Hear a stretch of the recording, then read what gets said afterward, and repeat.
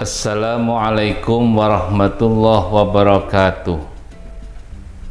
Salam sejahtera bagi kita sekalian. Salam, Om Swastiastu, Namo Buddhaya, salam kebajikan. Waido Dong Tian. Pemirsa yang dirahmati Allah Subhanahu wa Ta'ala, kita saat ini hidup menunggu sebuah kematian, dan kematian itu nanti akan kembali kita dihidupkan lagi untuk mempertanggungjawabkan segala amal perbuatan yang kita perbuat selama kita hidup di dunia ini. Dan orang yang paling nanti istimewa di sana adalah beliau baginda Rasulullah Shallallahu Alaihi Wasallam. Oleh karenanya dalam sebuah Al-Quranul Karim ada siapa sih orang yang nanti akan bersama baginda Rasul Shallallahu Alaihi Wasallam dalam hidupnya. Dan kalau orang nanti akan bersama Rasul mesti akan dijamin keselamatan di dunia sampai di akhirat. Lalu yang jadi pertanyaan, siapa sih orang yang nanti akan hidup bersama Rasulullah Shallallahu Alaihi Wasallam masuk surganya? Dalam surah Al-Fatih di sana disebutkan Muhammadur Rasulullah walladzina ma'ahu asyidda'u 'alal kuffar ruhama'u bainahum tarahum ruk'an sujada yabtaguna fadlam minallahi wa ridwana simahum fi wujuhihim min asaris sujud. Orang yang nanti bersama baginda Rasul, yang pertama asyidda'u 'alal kuffar, orang yang senantiasa ketika kita berhadapan dengan siapapun, baik orang Islam maupun orang kafir, orang muslim atau musyrik atau orang-orang yang lain, itu kita harus pandai menempatkan diri dan mampu menjadi orang yang hidup di tengah-tengah, ummatan wasaton, berarti umat yang tengah-tengah. Memang di dalam Al-Quran kita harus diwajibkan untuk keras kepada orang kafir, harbi. Orang kafir, harbi adalah orang kafir yang betul-betul memusuhi dan mengkhianati kita selaku umat Islam. Negara di Timur Tengah, negara di belahan Barat Daya itu ada yang Islamnya moderat dan ada Islamnya itu yang keras. Begitu juga orang kafir, di sana itu ada yang moderat juga ada yang keras, dan orang-orang yang keras itulah yang nanti wajib kita tantang dan kita ajak lawan untuk menyelesaikan masalah dengan kekerasan. Jadi orang yang memilih dalam menghadapi sebuah persoalan itu adalah orang yang nanti akan bersama beliau baginda Rasulullah Sallallahu Alaihi Wasallam. Maka 14 abad yang lalu Rasul sudah mendengungkan dengan sistem hidup yang bermoderat, berwasatan, bertengah-tengah. Di samping Al-Quran ummatan wasatan, umat yang tengah-tengah, Rasul sudah memberikan satu gambaran bahwa hidup itu alangkah indah dan nikmatnya kalau kita hidup itu di tengah-tengah. Atau dalam bahasa sekarang, bahasanya Gus Menteri itu menetapkan dan senantiasa mengutamakan moderasi beragama. Moderasi beragama itu sendiri adalah sebuah wawasan, sebuah pandangan, sebuah perilaku, dan sebuah titik pikir atau tolak atau statement dan pola pikir itu menganggap bahwa seluruh manusia ini adalah sama-sama ciptaan Allah yang harus dijunjung tinggi, harus dihormati, dan harus senantiasa dikasih kesempatan hak yang sama kita selaku pelaksana negara. Kita kadang-kadang karena bukan golongan kita, karena bukan umat kita atau bukan teman dan saudara kita, kadang-kadang kita pilih dan kita pilih. Dan itu sangat bertentangan dengan Undang-Undang Dasar 45 dan itu pun bertentangan dengan Al-Qur'anul Karim dan sabda baginda Rasulullah SAW, dan itu orang yang tidak mencerminkan hidup bermoderasi dalam beragama.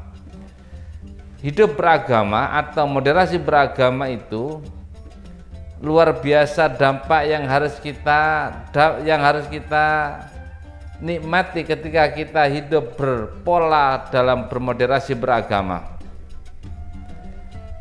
Kalau moderasi beragama itu kita lakukan sepenuh hati, pandangan kita, berpikir kita, perilaku dan tindakan kita itu senantiasa sesuai dengan menganggap orang lain, menganggap semua yang hidup itu adalah sesama manusia yang harus tetap kita hormati dan kita junjung tinggi. Manakala itu kita lakukan, insya Allah kita tergolong orang yang aman di dunia, dan nanti lebih-lebih pasti akan hidup nanti bersama baginda Rasulullah SAW. Oleh karenanya Bapak pemirsa yang kami hormati semuanya, ayo kita sama-sama hidup berdampingan, hidup bersama-sama untuk tidak mengembangkan perbedaan yang signifikan dalam masalah beragama, tapi mewujudkan kesamaan dan mewujudkan sama-sama mencari solusi yang terbaik untuk hidup rukun dan tentram. Karena kita hidup diciptakan adalah untuk sama-sama hidup bersama-sama bermasyarakat dengan tenang, damai dan sentosa. Itu yang pertama. Jadi kalau kita nanti ikut bersama Rasulullah SAW, ciptakan hidup yang senantiasa moderat, jadi umat yang wasatan umat yang tengah-tengah, dan siapapun orang yang bersama kita dimanapun dan kapanpun, jadikanlah orang lain itu sebagai partner kita dalam kompetisi melakukan kebaikan. Karena manusia diciptakan memang sama-sama untuk mencari kebaikan, bersama-sama membangun pemerintah yang sah, yang berdasarkan Undang-Undang Dasar 45 dan Pancasila. Dan yang kedua, yang nanti akan bersama Rasulullah SAW adalah orang yang senantiasa ruhama ubainahum, orang yang dalam hidupnya itu ruhama itu penuh dengan kasih sayang, menebarkan cinta kasih, menebarkan keselamatan kepada orang lain. Bainal farqu min baini din wa dinil ukhra. Kita menciptakan itu dengan agama yang kita anut kepercayaannya dan agama lain yang tidak sesuai dengan yang kita anut itu. Itu menciptakan kedamaian adalah bagian dari orang yang nanti akan bersama Rasulullah SAW. Rasul itu kalau ketemu dengan siapapun mesti beliau itu senyum, dan senyumnya baginda itu adalah senyum yang standar atau yang tengah-tengah, tidak terlalu terbahak-bahak dan tidak terlalu sinis. Kalau senyumnya terbahak-bahak itu senyumnya orang yang habis menang togel atau menang taruhan. Tapi kalau senyumnya itu sinis atau tipis, itu senyumnya orang yang kalah bertanding dalam permainan. Sehingga baginda Rasul, apapun yang terjadi pada diri kita, itu tetap kita ciptakan tabassum atau senyum kepada orang lain. Baginda Rasul sudah pernah menyampaikan tabassumu fi wajhi akhika laka shadaqah. Senyum kepada saudara kita, sekali senyum itu sudah satu sedekah. Kalau 2 kali senyum berarti kita sudah 2 kali sedekah. Kalau 100 kali senyum insya Allah 100 sedekah. Tapi kalau senyum terlalu banyak itu juga terbanyak sedekah. Oleh karenanya kalau jamaah, kalau pemirsa ingin dapat pahala banyak, modalnya enggak banyak juga, ya ciptakan saja senyum. Dari sini sampai ke rumah senyum terus, insya Allah banyak sedekah. Nyampe di rumah kok stres di mana, kok guyu terus saya. Nah, oleh karenanya pemirsa, Kalau nanti kita itu menebarkan keselamatan, kasih sayang atau senyuman kepada orang lain, itulah orang yang nanti akan bersama Rasulullah SAW masuk surganya. Yang ketiga, orang yang nanti bersama Rasul adalah orang yang senantiasa tarahum ruka'an sujada yabtaguna fadlam minallahi wa ridwana.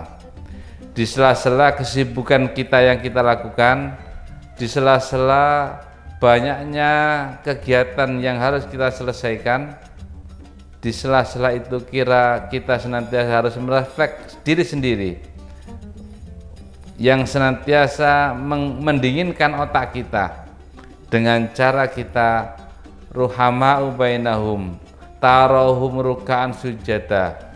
Dengan cara apa itu? Ruhama'u tarahum ruka'an sujada. Upayakan kita istiqomah sholat dengan sujud dan rukuknya. Hidup itu memang kita diperintah untuk senantiasa berusaha dan berusaha. Tapi di balik usaha kita harus tetap berdoa dan berdoa. Kalau usaha tanpa doa itu gersang. Tapi kalau doa saja tanpa usaha itu banyak diangan-angan. Pemirsa yang kami banggakan,